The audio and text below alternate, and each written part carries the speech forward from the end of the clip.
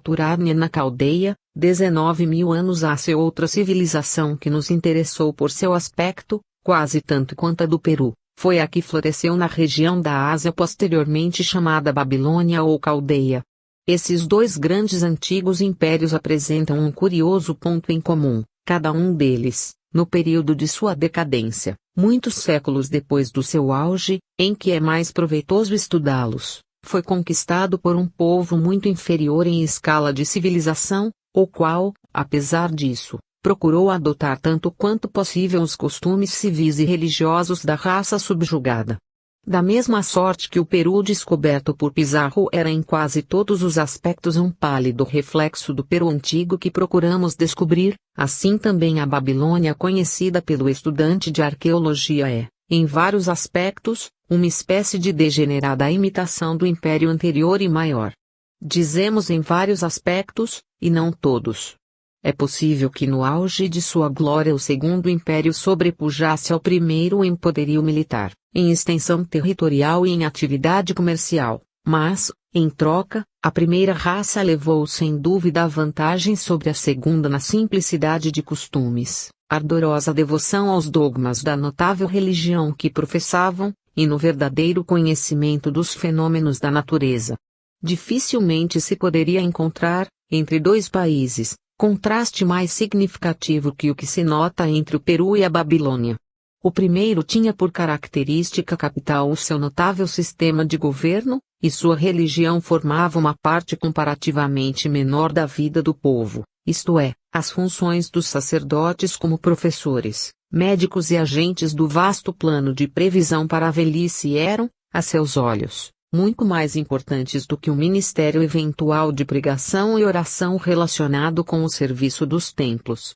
Pelo contrário, na Caldeia, o sistema de governo nada tinha de excepcional, e o principal fator da vida era a religião, pois não se empreendia empresa alguma sem sua referência especial. Assim é que a religião do povo predominava e enchia a sua vida até um ponto talvez igualado somente entre os brahmanes da Índia. Se terá em vista que o culto religioso dos peruanos era uma simples, se bem que extremamente linda, forma de culto ao sol, ou melhor, de adoração ao espírito do sol. Tinham poucos e claros dogmas, cuja principal característica era o júbilo que em tudo reinava. Na Caldeia a fé apresentava aspecto mais severo e místico, com maior complexidade de ritual.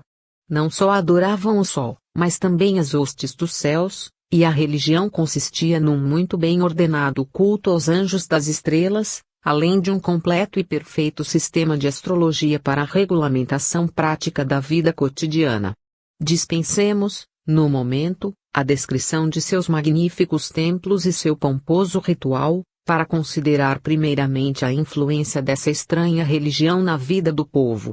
Para compreender seu efeito, temos de abranger antes de tudo o seu conceito da astrologia, que em conjunto revelava, no nosso entender, muitíssimo senso comum, e poderia ser vantajosamente aceito pelos atuais professos dessa ciência. No período que estamos considerando, nem os sacerdotes, nem os professores, nem mesmo a plebe, criam que os planetas físicos influíssem por si nos negócios humanos. Aos sacerdotes se ensinava uma teoria muito completa da matemática, transmitida, provavelmente, por continuada tradição hereditária, desde os primeiros instrutores que obtiveram conhecimentos diretos e pessoais dos grandes fenômenos da natureza. Não é difícil de aceitar a ideia de seu plano em conjunto, mas é impossível construir, apenas com nossas três dimensões, uma figura matemática que satisfaça em todos os seus pormenores os requisitos de sua hipótese, ao menos no estado atual de nosso conhecimento.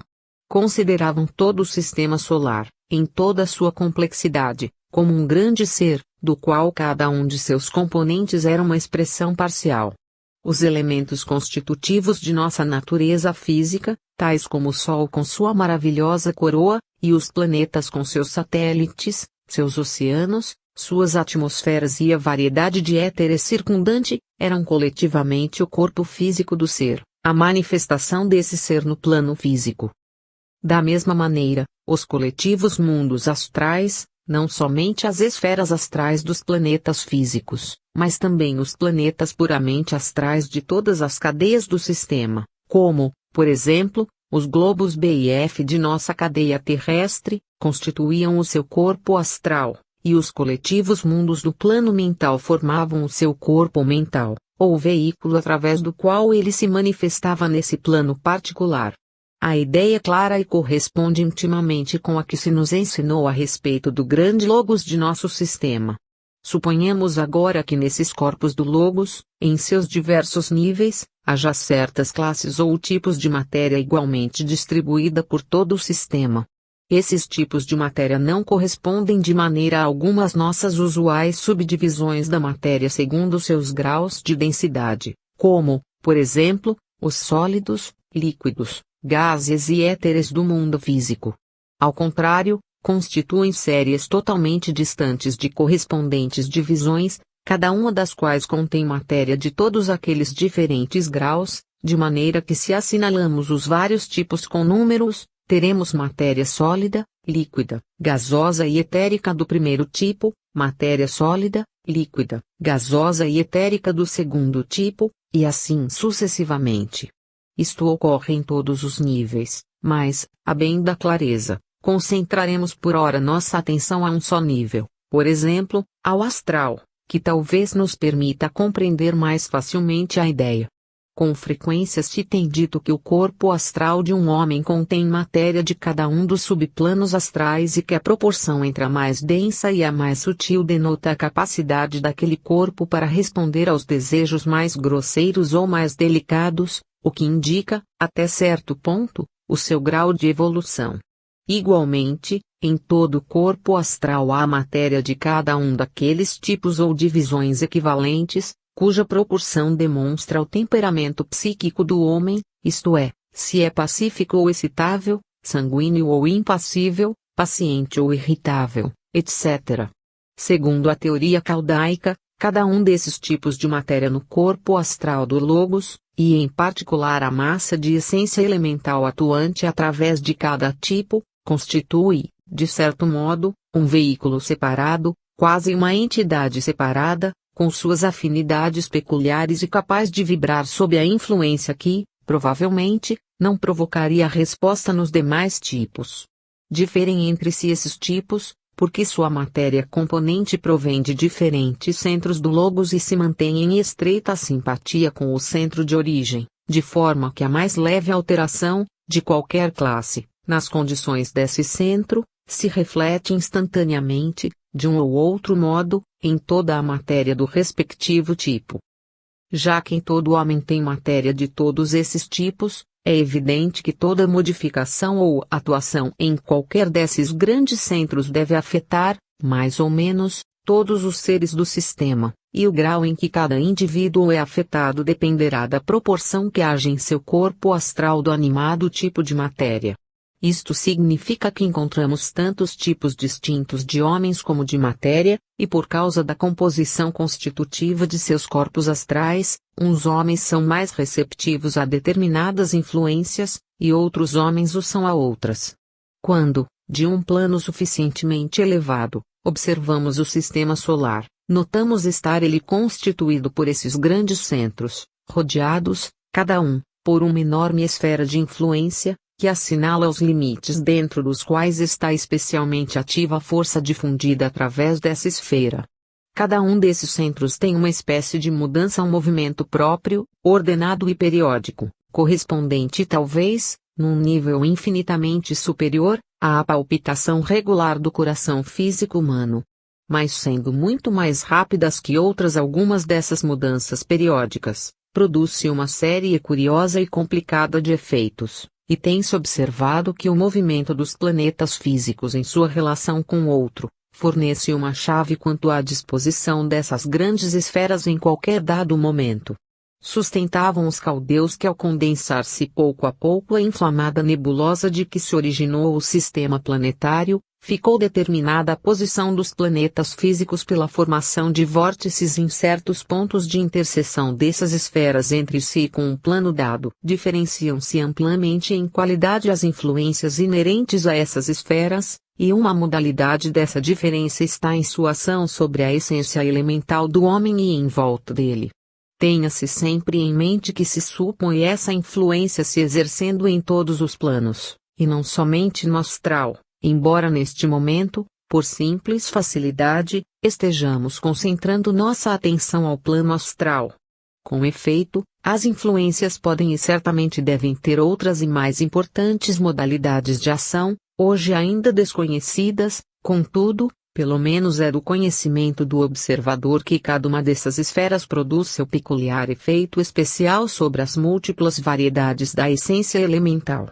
Assim, por exemplo, uma dessas influências estimula poderosamente a atividade e vitalidade daquelas classes de essência elemental peculiares do centro de que se originam, enquanto refreiam e regulam as demais. A influência de outra esfera se mostra poderosa sobre uma classe completamente diferente de essências, pertencentes ao seu centro, sem no entanto afetar no mínimo a classe anterior. A presença de outra provoca todas as espécies de modificações e substituições dessas influências, sendo em alguns casos enormemente intensificada a ação de uma delas, e em outros, quase neutralizada. Inevitavelmente nos perguntarão neste ponto se os sacerdotes caldeus eram fatalistas, isto é, se por haverem descoberto e calculado os exatos efeitos destas influências nos diversos tipos de seres humanos, criam que tais efeitos eram inevitáveis e que a vontade humana não podia lhes resistir. A isto respondiam resolutamente os caldeus que as influências não tinham poder algum para dominar a vontade humana, o que todas elas podiam fazer, em alguns casos, era facilitar ou dificultar a ação dessa vontade em certas direções. Estando os corpos astral e mental do homem compostos praticamente de matéria viva e vivificada, que atualmente chamamos de essência elemental, uma excitação extraordinária de qualquer classe dessa essência, ou um súbito incremento de sua atividade, deve sem dúvida afetar em alguma extensão tanto as suas emoções como a sua mente, ou a ambas. É também intuitivo que essas influências devem atuar diferentemente em homens diferentes, por causa das variedades de essência que lhes integram a composição. Mas os caldeus afirmavam explicitamente que em nenhum caso podia o homem ser arrastado por essas influências a qualquer linha de conduta, a não ser com o consentimento de sua própria vontade, embora pudessem, de fato, ajudá-lo ou impedi-lo em qualquer de seus esforços. Ensinavam que o homem realmente forte não havia de aborrecer-se pelas influências planetárias que pudessem atingi-lo, mas que, no geral, para as pessoas comuns não valia a pena saber em que momento se pode aplicar mais vantajosamente uma ou outra força. Explicavam meticulosamente que as influências não são por si nem melhores nem piores que quaisquer outras forças da natureza, pois bem sabemos que a eletricidade e demais energias primárias naturais podem favorecer ou prejudicar segundo sua aplicação. E assim como nós dizemos que certas experiências têm maiores probabilidades de êxito quando a atmosfera está muito carregada de eletricidade, ao passo que outras fracassarão em condições semelhantes, assim também diziam os sacerdotes caldeus que todo esforço para utilizar as forças de nossa natureza mental ou emocional atingirá mais ou menos facilmente o seu objetivo, conforme as influências predominantes ao realizá-lo. Portanto, deixaram bem entendido que esses fatores podiam ser prescindidos como único quantité negligible, uma quantidade indiferente, pelo homem de fé e a determinação ou estudante de genuíno ocultismo, porém, como seres humanos, em sua maioria, ainda se permitiam ser joguetes das forças do desejo, e não havia ainda desenvolvido algo digno de se chamar sua vontade própria. Sua fraqueza permitia a essas influências assumirem uma importância que intimamente não tinham. O fato da atuação de uma influência particular jamais torna necessária a ocorrência de determinado acontecimento, mas pode torná-lo mais provável. Por exemplo, por meio do que na astrologia moderna se chama uma influência marciana, ativam-se na essência astral certas influências tendentes à paixão. Podia-se, assim, predizer com segurança que um homem, cuja natureza tivesse tendências passionais e sensuais, poderia provavelmente cometer algum crime relacionado com a paixão ou a sensualidade, quando essa influência estivesse predominantemente em atividade. Não que ele fosse forçado a cometer o crime, mas apenas que ao se manifestar essa condição, lhe seria mais difícil manter um equilíbrio. Pois a atuação sobre ele é de duplo caráter, não só é a essência em seu interior estimulada a uma maior atividade, como também a matéria correspondente do plano exterior é igualmente excitada e reage sobre ele. Costumavam apresentar o exemplo de que certa variedade de influências determina eventualmente um estado de coisas que intensifica em considerável grau toda espécie de excitação nervosa, resultando no ambiente externo uma intensificação do sentimento de irritabilidade. Em tais circunstâncias, surgem as disputas mais facilmente do que o comum, mesmo sob os pretextos mais frívolos, e o grande número de pessoas que está sempre a ponto de se alterar descontrola-se por completo mesmo à menor provocação. Diziam, também, que algumas vezes as mencionadas influências, atuando sobre o descontentamento dissimulado dos ignorantes invejosos, determinavam uma erupção do frenesi popular, de que podiam seguir-se tremendos desastres. Evidentemente que esta advertência, dada há milhares de anos, não é menos necessária em nossa época, porque precisamente deste modo se levantaram os ânimos dos parisienses quando, em 1870, percorriam as ruas gritando, a Berlim. E assim também se tem levantado mais de uma vez os furiosos uivos de Din, em que tão facilmente manifesta o insensato fanatismo de uma inculta multidão de muçulmanos. A astrologia dos sacerdotes caldeus teve por principal objetivo o cálculo da posição e atuação dessas esferas de influência, de modo que mais trataram de estabelecer regras de vida do que de profetizar o futuro. Pelo menos, suas predições se referiam à inclinação dos indivíduos e não a determinados acontecimentos, como é, precisamente, o caráter da astrologia moderna. Contudo, não há dúvida de que os caldeus estavam certos ao afirmarem o poder da vontade humana para modificar o destino kármico do indivíduo. O karma pode colocar um homem em determinado ambiente, ou sob certas influências, mas não pode impeli-lo a cometer um crime, ainda que nas circunstâncias em que se veja necessitado de extrema resolução, de sua parte, para não praticá-lo. Assim nos parece que, então, como agora, a astrologia não vai mais além de prevenir o homem das circunstâncias em que terá de se encontrar em tal ou qual época. Mas a definida previsão de sua conduta em tais circunstâncias só pode basear-se teoricamente em probabilidades, ainda quando saibamos que essas probabilidades estão muito próximas da certeza no caso do homem apático da rua. Os cálculos dos antigos sacerdotes os capacitavam para publicar anualmente uma espécie de almanaque oficial, que regulava com muita amplitude a vida social. Assinalavam eles as épocas mais propícias ao bom êxito dos trabalhos do campo e o momento melhor adequado à procriação dos animais e plantas. Eram, paralelamente, médicos e professores do povo, e sabiam perfeitamente sob que influências teriam que ministrar medicamentos com maior eficácia. Dividiam seus partidários em diversas classes, assinalando a cada uma delas o que agora chamaríamos o seu planeta influente, e o calendário continha multidão de advertências dirigidas às várias classes. Por exemplo, no 7º dia, os adoradores de Marte devem prevenir-se especialmente contra a irritabilidade sem motivo, ou do 10º ao 15º dia há incomum risco de rixas por questões afetivas, especialmente para os adoradores de Vênus.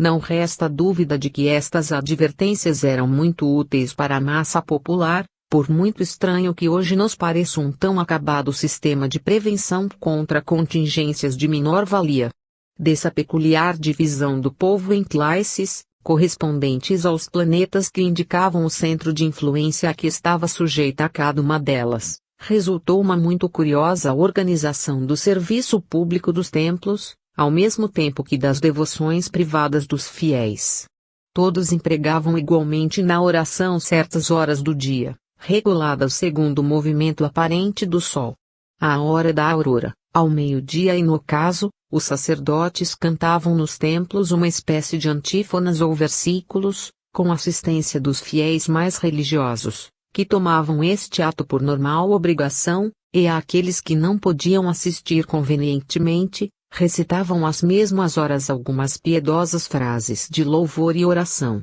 Mas, completamente independente dessas práticas, que parece haverem sido comuns a todos, cada pessoa tinha suas orações especiais para oferecer à divindade particular com a qual se achava ligada por nascimento, e sua hora propícia variava constantemente com o movimento de seu planeta. O momento em que este cruzava o meridiano parece ter sido considerado como sendo mais favorável para todos, e a seguir, poucos minutos após seu despontar e imediatamente antes de seu ocaso. Contudo, podia ser invocado a qualquer hora enquanto estivesse sobre o horizonte, e mesmo enquanto estivesse oculto o planeta, sua divindade não seria inacessível, embora neste último caso só se dirigiam a ela em contingências extremas. Todas as cerimônias empregadas eram inteiramente diferentes. Os calendários especiais, que os sacerdotes compunham para os devotos de cada divindade planetária,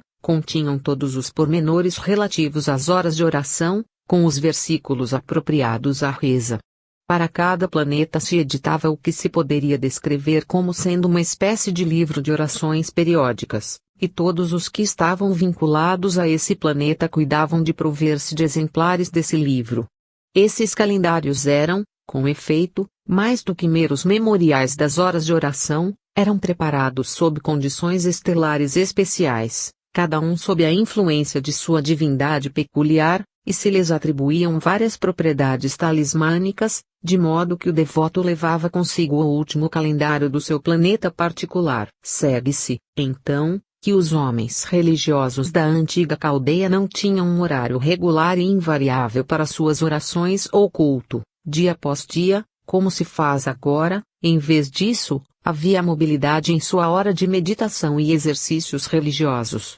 ocorrendo umas vezes de manhã, outras à tarde, ou mesmo à meia-noite. Jamais, porém, o deixavam de observar, por incompatível que fosse a hora com o seu trabalho, seus prazeres ou seu repouso, considerariam grave negligência deixar de observá-la. Tanto quanto alcançam nossas investigações, parece que os caldeus não criam que o espírito do planeta pudesse se ressentir ou encolerizar pelo fato de algum devoto omitir sua oração na hora devida. Ao contrário, acreditavam que naquele momento a divindade derramava sua bênção, e que seria loucura ou ingratidão desperdiçar a oportunidade tão amorosamente oferecida. Além destas devoções estritamente privativas do povo, celebravam-se magníficas e faustosas cerimônias públicas. Para cada planeta eram assinaladas, durante o ano, pelo menos 2 dias de grandes festividades, e ao Sol e à Lua,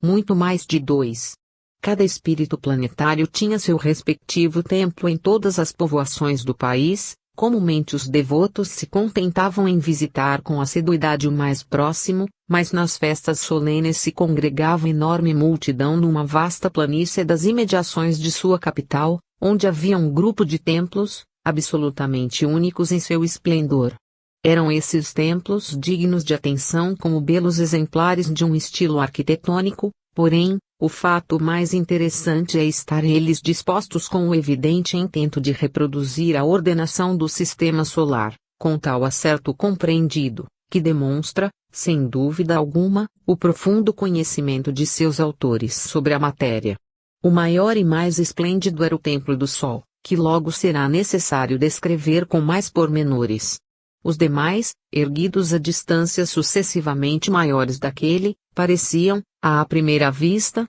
ter sido construídos segundo simplesmente o ditou a conveniência e não obedecendo a um plano estudado. Contudo, um exame mais atento mostrava que havia um plano, e notável, pois não só as progressivas distâncias, que os separavam do principal, tinham sua definida razão e significação, como, também, as respectivas dimensões de algumas de suas partes importantes não eram arbitrárias, porque representavam respectivamente as magnitudes dos planetas e suas distâncias do orbe solar. Ora, a quem conheça algo de astronomia é evidente que estaria fadada ao fracasso qualquer tentativa para construir em escala um modelo do sistema solar em templos, quero dizer, se os templos se destinassem ao culto no sentido ordinário. É tão imensa a diferença de magnitude entre o Sol e os pequenos membros de sua família, e tão enormes as distâncias entre eles, que, a menos que os edifícios fossem meras casas de bonecas,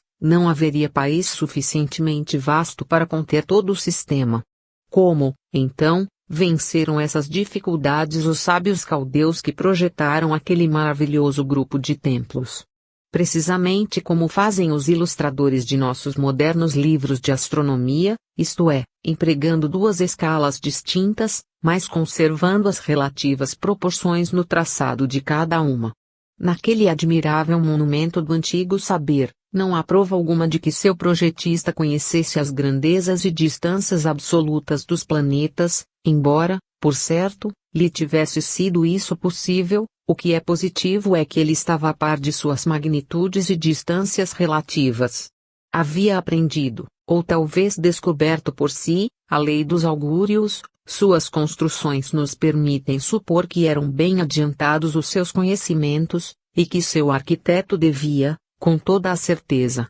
possuir alguma informação quanto às grandezas planetárias, embora seus cálculos das mesmas se diferenciassem em alguns pontos dos aceitos atualmente. Os santuários dedicados aos planetas internos formavam uma espécie de festão irregular, que parecia incrustado na barra das paredes do grande templo solar, enquanto os correspondentes aos gigantescos membros da família solar estavam espalhados sobre a nave, a intervalos sempre crescentes, até quase desaparecer à distância o representante do longínquo Netuno. Os edifícios divergiam no desenho, mas é pouco duvidoso que cada variação correspondesse a um significado especial, mesmo porque em muitos casos não podemos percebê-lo. Havia, entretanto, um traço comum a todos. Cada um deles possuía uma cúpula hemisférica central, que evidentemente se relacionava de maneira especial com o globo que ela representava. Todos esses hemisférios estavam brilhantemente coloridos, e seus matizes se ajustavam à tradição caldaica associada com o seu planeta particular.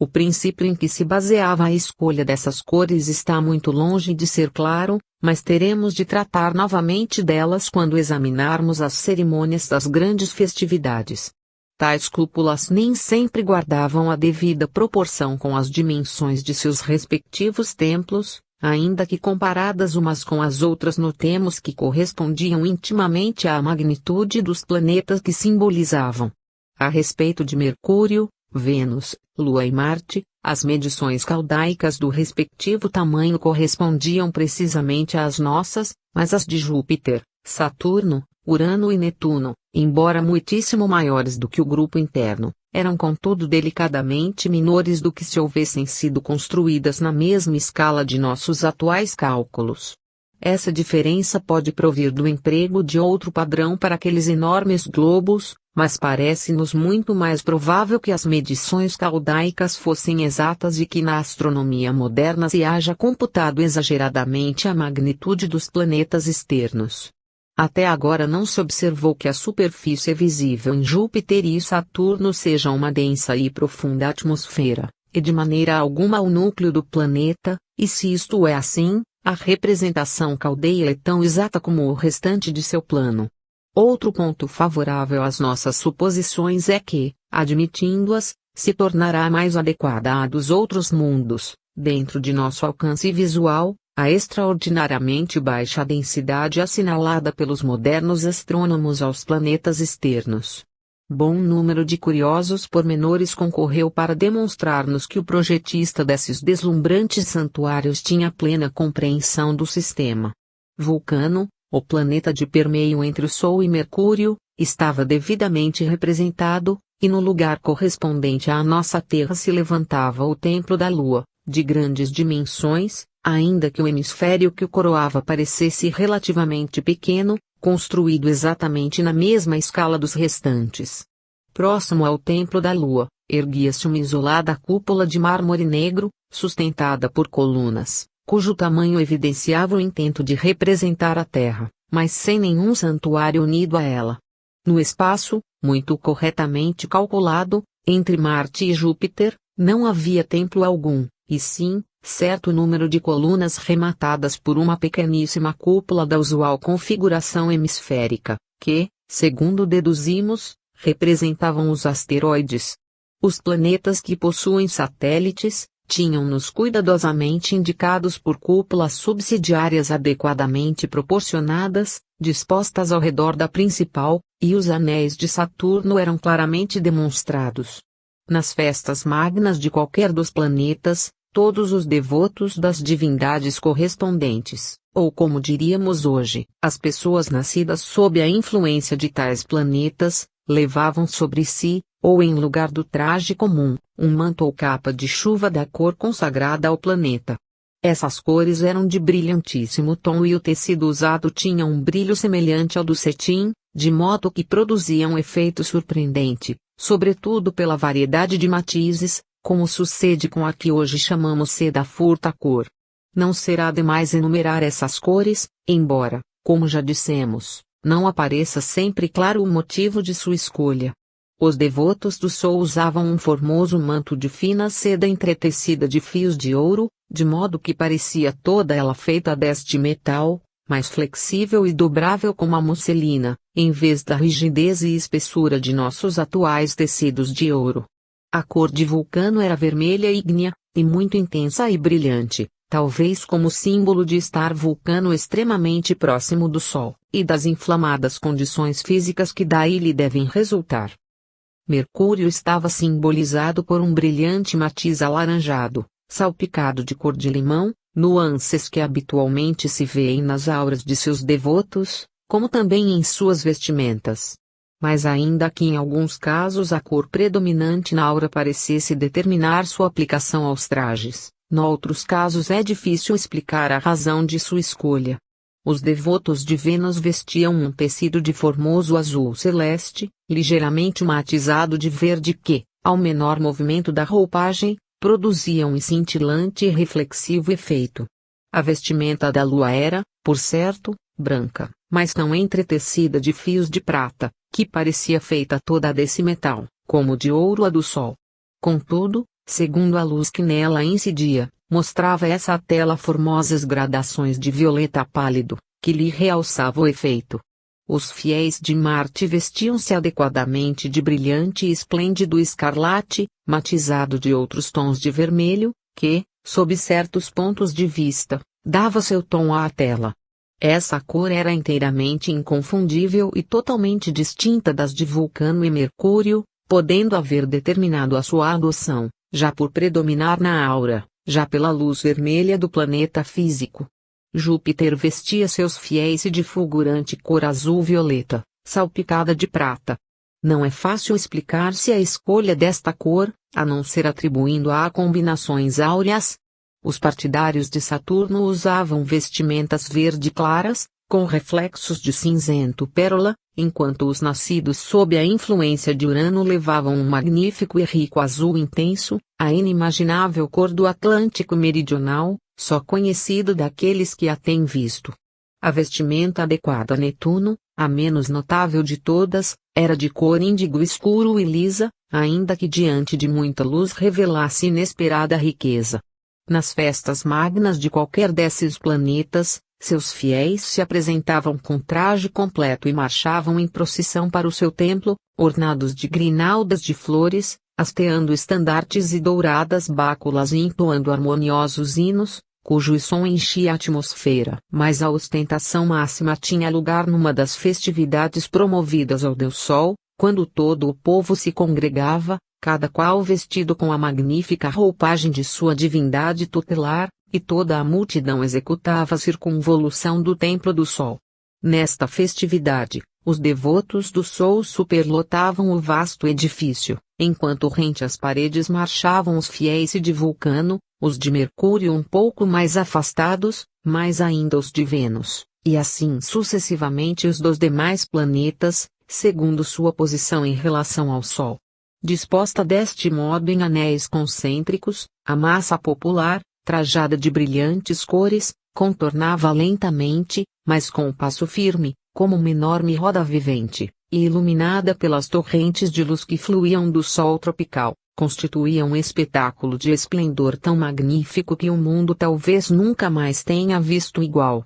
É necessário tentarmos descrever o traçado e a aparência do grandioso Templo do Sol, a fim de poder relatar as ainda mais interessantes cerimônias que ali se celebravam. Sua planta era cruciforme, com um vasto espaço circular, coberto pela cúpula hemisférica, onde se interceptavam os braços da cruz. O imaginaremos mais acertadamente se, em vez de comparar a planta com a de nossas igrejas cruciformes comuns, com nave, presbitério e cruzeiro, imaginarmos uma grande construção circular cupulada, como o salão de leitura do Museu Britânico, da qual saem 4 enormes naves para os 4 pontos cardeais, pois os braços da cruz eram todos de igual longitude. Fixada firmemente essa parte do quadro imaginado, acrescentemos a seguir 4 outras grandes aberturas entre os braços da cruz, que conduziam para dentro de espaçosos pátios, cujos muros se encurvavam e se uniam em seus extremos, de forma a darem aos seus respectivos pavimentos a configuração de uma imensa folha ou pétala de uma flor. De fato, podemos descrever a planta do templo como sendo uma cruz de braços iguais, estendida sobre uma flor quadripétala e com seus braços estirados entre as pétalas. Assim é que se um homem se postasse no centro sob a cúpula, poderia estender a vista em todas as direções. Toda a estrutura estava cuidadosamente orientada, de modo que os braços da cruz apontavam exatamente para os pontos cardeais. A extremidade do sul permanecia aberta e constituía a entrada principal, de frente para o altar-mor, que ocupava a extremidade do braço do norte. Os braços oriental e ocidental continham também altares, de enormes proporções para nosso ponto de vista, porém muito menores que as do erigido na extremidade norte. Os citados altares oriental e ocidental preenchiam algo da mesma finalidade dos atualmente dedicados à Virgem Maria e a São José numa catedral católica, pois um deles estava consagrado ao Sol e o outro à Lua, e em ambos se celebravam alguns dos serviços religiosos diários relacionados com esses 2 luminares. No entanto, a multidão se congregava ao redor do altar-mor do braço setentrional, onde se efetuavam as principais cerimônias, e cuja disposição e ornamentos eram muito curiosos e interessantes. Da parede traseira e no lugar correspondente ao vitral oriental de uma igreja comum, ainda que o do nosso caso era no lado norte, pendia um enorme espelho côncavo, muito maior que todos os que vimos antes. Era de metal, provavelmente todo de prata, e polido ao máximo grau. E observamos que se considerava como um dos mais escrupulosos deveres religiosos cuidar desse espelho, de modo a conservá-lo sempre brilhante e sem nenhum pó. O perfeito recorte desse espelho e a sua invariável configuração, apesar do seu enorme peso, são problemas que impacientariam nossos modernos artífices, e que no entanto resolveram satisfatoriamente aqueles homens da remota antiguidade. Ao longo do telhado desse enorme braço setentrional, corria a céu aberto uma estreita fenda, calculadamente disposta para que por ela entrasse a luz de qualquer estrela, e se refletisse no espelho ao passar pelo meridiano. Sabido é que os espelhos côncavos têm a propriedade de formar no ar, em sua frente, à maneira de foco, a imagem refletida em sua superfície. Deste princípio se aproveitaram engenhosamente os sacerdotes para, como provavelmente teriam em vista, captar e aplicar a influência de cada planeta no momento de sua máxima intensidade.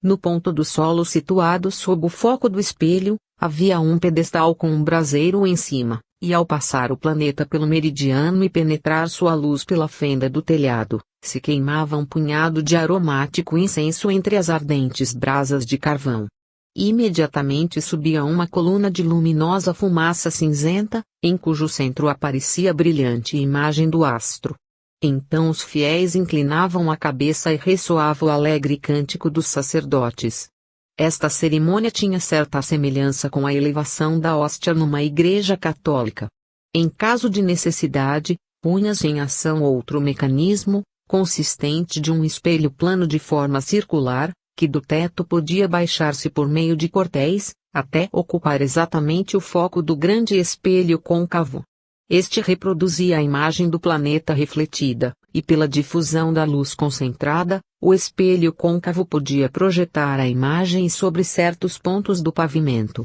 Nestes pontos se colocavam de antemão os doentes, para cuja cura se considerava necessária a particular influência do planeta, enquanto os sacerdotes impetravam do espírito planetário que derramasse saúde e vigor sobre os doentes. Sem dúvida a cura compensava frequentemente seus esforços, embora se pudesse atribuir à fé grande parte do resultado. Quando o sol passava pelo meridiano, acendiam-se os fogos sagrados por meio do mesmo mecanismo, embora uma das mais interessantes cerimônias dessa espécie fosse realizada sempre no altar do braço ocidental. Nesse altar ardia perpetuamente o então chamado fogo sagrado da lua, que se deixava extinguir só uma vez por ano, na noite anterior ao equinócio da primavera. Na manhã seguinte os raios solares, penetrando por um orifício aberto em cima do altar oriental, incorriam diretamente sobre o situado no extremo ocidental, e por meio de um globo de vidro cheio de água,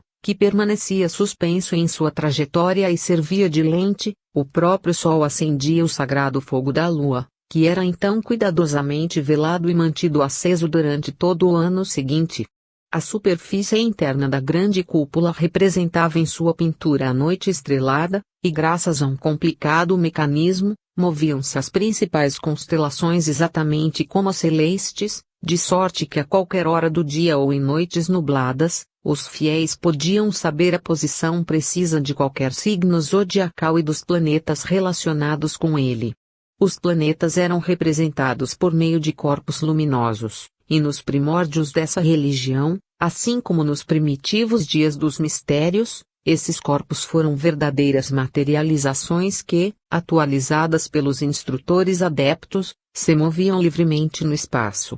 Mas, posteriormente, nos últimos tempos da religião e dos mistérios, quando homens menos evoluídos ocuparam o lugar daqueles sublimes seres, foi muito difícil ou impossível conseguir que as materializações atuassem devidamente e, em consequência, foram substituídas por engenhosos artifícios mecânicos, entre os quais se achava uma espécie de planetário gigantesco. A superfície externa da cúpula estava revestida de uma placa sutil de ouro, sendo de notar os indecisos efeitos nela produzidos, com o evidente intento de representar o que se chama folhas de salgueiro ou grãos de arroz do sol. Outra característica interessante desse templo era uma cela subterrânea ou cripta, reservada para o uso exclusivo dos sacerdotes, sem dúvida com o propósito de se entregarem à meditação e ao aperfeiçoamento de si mesmos. Esta cripta não recebia outra luz senão a que penetrava através de grossas lâminas de uma substância de várias cores e semelhante a cristal, embutidas no pavimento do templo,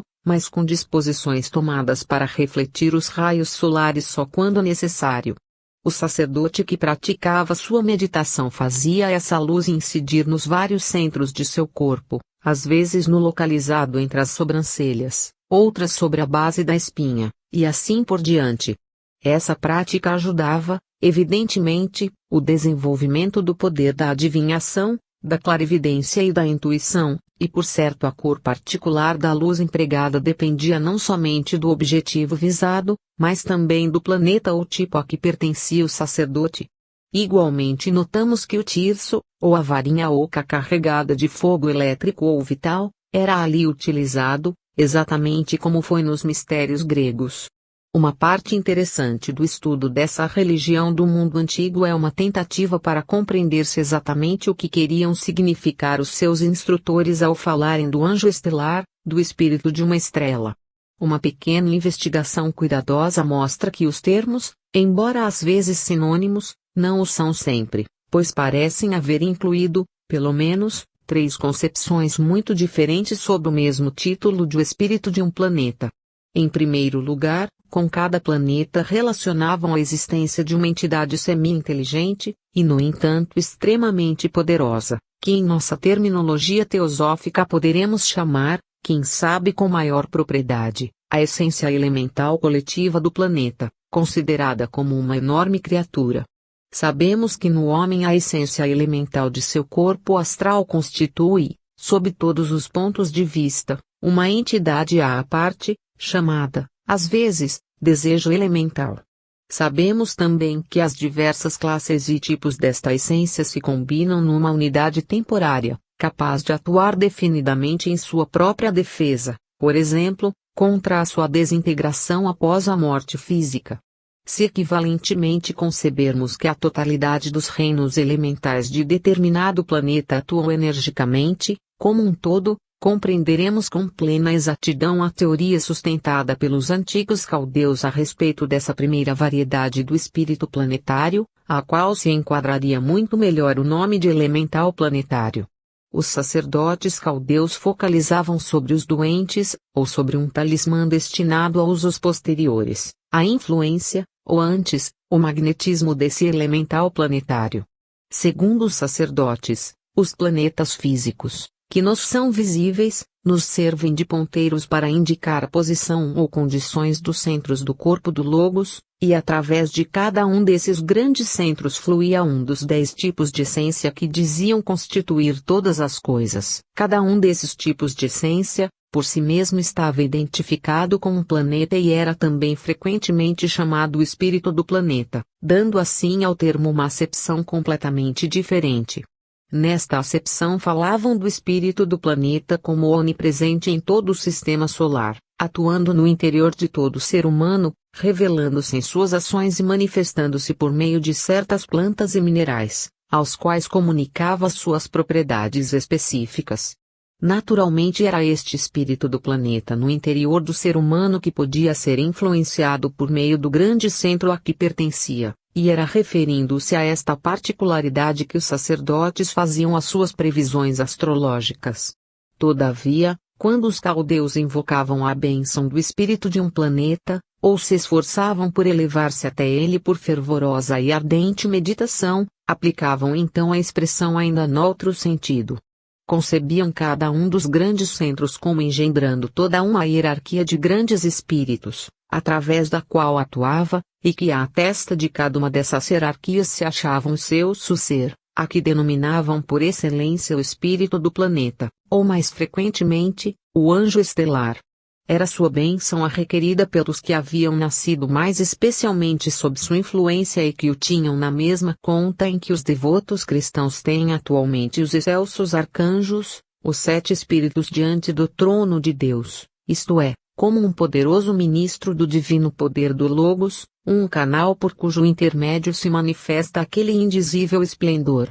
Era a crença popular que quando no templo principal se celebrava a festa solene de um planeta, e no momento crítico a imagem da estrela resplandecia entre a nuvem de incenso, aqueles cujos olhos tinham sido abertos por seu fervor devocional, viram às vezes a potente forma do anjo estelar pairando debaixo do flamejante globo, de modo que este resplandecia sobre sua fronte ao deitar ele suas bondosas vistas sobre os fiéis a cuja evolução estava tão intimamente vinculado. Um dos postulados dessa antiga fé dizia que, em casos raros, os homens superiormente evoluídos, cheios de compenetrada devoção por seu anjo, podiam alçar-se até ele por meio de uma prolongada e contínua meditação, e mudar com isso seu curso evolutivo até o ponto de não mais renascer na Terra, e sim, no planeta do anjo de sua devoção.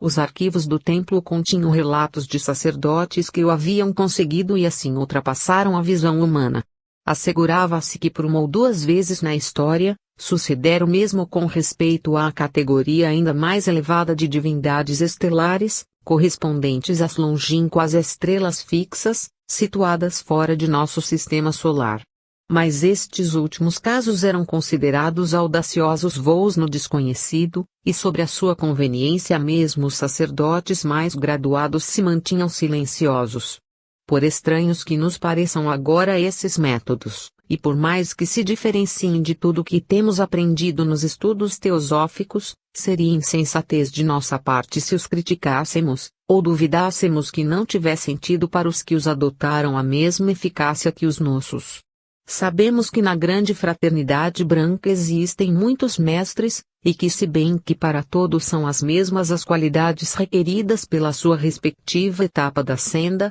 cada grande instrutor adota, na instrução de seus discípulos, o método de preparação que julga mais conveniente para eles. E como todos estes caminhos conduzem igualmente para o cume da montanha, não é de nossa incumbência dizer qual é o mais curto ou melhor para nosso próximo. Cada homem tem seu caminho mais curto, cuja natureza depende, porém, de seu ponto de partida. Pretender que toda a gente se acomode ao nosso ponto de partida e siga por nosso próprio caminho nos levaria à ilusão, nascida do preconceito e da ignorância, que obceca o religioso fanático. É certo que não nos ensinaram a adorar os sublimes anjos estelares, nem a representar-nos como meta a possibilidade de nos incorporarmos à evolução dévica numa etapa relativamente prematura, mas sempre teremos em conta que existem outras modalidades de ocultismo, além daquela em que a teosofia nos introduziu e da qual ainda conhecemos bem pouca coisa. Talvez fosse preferível não empregarmos a palavra adoração para definir os sentimentos dos caldeus a respeito dos anjos estelares, porque no Ocidente essa palavra induz a erro, e o que eles sentiam era mais um profundo afeto, veneração e lealdade para com os mestres da sabedoria. A religião caldaica estava arraigada no coração do povo, em cuja maioria inspirava realmente uma conduta bondosa e reta. Seus sacerdotes revelavam notável erudição em determinadas matérias, a par de profundos conhecimentos de história e astronomia, e reuniam consequentemente estas duas ciências, classificando sempre os acontecimentos históricos segundo sua suposta relação com vários ciclos astronômicos. Eram também muito versados em química, alguns de cujos efeitos utilizavam em suas cerimônias. Notamos o caso de um sacerdote que, de pé sobre o telhado plano de um templo, invocava, em privado ato de devoção, um dos espíritos planetários. Tinha na mão um bastão embutido com uma substância de aparência betuminosa, e começou sua invocação marcando com o bastão o signo astrológico no pavimento em sua frente, cujo traçado deixou na superfície da pedra ou gesso uma fosforescência brilhante. Em regra geral, cada sacerdote se dedicava com especialidade ao estudo de determinada matéria. Uns chegavam a se sobressair em medicina pela constante investigação das propriedades de várias ervas e drogas confeccionadas sob tal ou qual combinação de influências planetárias. Outros se dedicavam exclusivamente à agricultura para determinar qual a classe de terrenos mais apropriados a determinada espécie de colheita, e como era possível melhorá-la, ao passo que cultivavam toda classe de plantas úteis e obtinham novas variedades, experimentando a rapidez e vigor de seu crescimento pela ação de vidros coloridos. O emprego de luz matizada para favorecer o desenvolvimento vegetal foi comum a vários povos atlantes e formou parte dos primitivos ensinamentos da raça. Outro grupo de sacerdotes constituiu uma espécie de oficina meteorológica que predizia com grande precisão as mudanças do tempo e suas alterações extraordinárias, como tempestades, ciclones e tormentas. Posteriormente isto se tornou uma espécie de departamento do Estado, e os sacerdotes cujas predições falhassem eram destituídos como incapazes. Atribuía-se enorme importância às influências pré-natais, e as mães eram levadas a retrair-se e a viver meio monasticamente alguns meses antes e depois do parto. A educação pública não estava, como no Peru, diretamente em mãos dos sacerdotes, ainda que estes determinassem, segundo seus cálculos, auxiliados, sem dúvida, em alguns casos, pela intuição clarividente, o planeta a que a criança pertencia. Os alunos assistiam à escola de seu respectivo planeta e eram instruídos por professores de seu mesmo tipo planetário, de sorte que os filhos de Saturno não podiam assistir de modo algum a uma escola de Júpiter, nem os filhos de Vênus ter como professor um adorador de Mercúrio. A educação ministrada a cada tipo divergia consideravelmente, pois o propósito dos professores era em todo o caso desenvolver as boas qualidades e contrariar os vícios que a longa experiência dos professores os fazia esperar nos alunos de cada tipo. Para os caldeus, a finalidade quase exclusiva da educação era formar o caráter, e a simples ministração de conhecimentos ocupava lugar completamente secundário. A todos os meninos se ensinava a curiosa escrita hieroglífica do país e os rudimentos do cálculo vulgar, sem nada daquilo que agora temos como matéria de instrução. Os alunos aprendiam de memória grande número de preceitos religiosos, ou melhor, morais, que traçavam a norma de conduta exigível de um filho de Marte, Vênus ou o planeta que fosse, em qualquer eventualidade ou contingência em que se visse futuramente. A única literatura estudada era um volumoso comentário destes preceitos, repleto de intermináveis relatos de aventuras e contingências, cujos protagonistas se conduziam umas vezes sábia e outras insensatamente. Ensinavam os alunos a expor seu critério sobre tais relatos, e fundamentá-lo razoavelmente, declarando, além disso, como se teriam portado eles em semelhantes circunstâncias. Ainda que os meninos passassem muitos anos na escola, todo o seu tempo era consumido em familiarizarem-se, não só teoricamente, mas também praticamente, com os ensinamentos daquele volumoso livro do dever, como se intitulava. A fim de fixar as lições na mente das crianças, obrigavam-nas a representar, como num teatro, as diversas personagens dos relatos. Todo jovem com manifesta inclinação para a história, matemática, agricultura, química ou medicina, podia, ao sair da escola, ligar-se como uma espécie de aprendiz a algum sacerdote que houvesse se especializado em alguma dessas matérias. Mas os programas da escola primária não continham nenhuma dessas matérias científicas nem preparavam alunos para seu estudo, pois não iam além da educação geral que se julgava conveniente a todos os alunos, fosse qual fosse a sua profissão futura. A literatura do país não era muito extensa. Conservavam-se cuidadosamente as crônicas oficiais, registrava-se a transmissão de bens de raiz, e os decretos e proclamações eram colecionados para referência, mas embora esses documentos oferecessem excelentes, embora algo áridos, subsídios informativos para um historiador, não há indícios de que se tivesse escrito uma história devidamente relacionada, pois se ensinava por tradição oral e certos sucessos eram coordenados em relação com os ciclos astronômicos. No entanto, esses registros eram meras tábuas cronológicas, e não histórias no sentido que damos a esta palavra. A poesia estava representada por uma série de livros sagrados que continham relatos eminentemente simbólicos e figurativos da origem do universo e do homem, além de uma porção de baladas ou sagas que celebravam as façanhas dos heróis lendários, se bem que não se transcreviam estas baladas, mas eram simplesmente transmitidas de um cantor para outro. Como muitas raças orientais, o povo era muito amante de ouvir e improvisar lendas, das quais a tradição secular tem conservado grande número, correspondente a um remoto período de muito tosca civilização. Essas antiquíssimas lendas permitem a reconstituição de um vasto esboço da primitiva história da raça. A massa geral da população era evidentemente do tronco turânio, pertencente à quarta sub-raça da raça raiz atlante. Constituíram, não resta dúvida, em sua origem, um grupo de pequenas tribos em incessantes disputas, que se mantiveram do rudimentar cultivo da terra, sem conhecer nada de arquitetura nem linhagem alguma de civilização. Naquela época, 30.000 anos antes de Cristo, quando ainda eram semi-selvagens, chegou até eles, do Oriente, um grande chefe, chamado Teodoro, pertencente a outra raça, que depois da conquista da Pérsia e Mesopotâmia pelos ários e do estabelecimento do governo do Manu naquelas regiões, foi nomeado governador pelo Manu, sob o império de seu neto Corona, que o havia sucedido como rei da Pérsia. De Teodoro descendeu a dinastia da antiga Caldeia, cujos monarcas se diferenciavam notavelmente de seus subordinados em aspecto físico, pois eram de feições vigorosas, compleição bronzeada e olhos profundos e brilhantes. As muito posteriores esculturas babilônicas, que hoje conhecemos, dão uma débil ideia daquele tipo real, ainda que na época correspondente a tais estátuas já se havia transmitido o sangue ário em quase toda a raça, enquanto nos tempos a que nos referimos, havia apenas começado a mistura.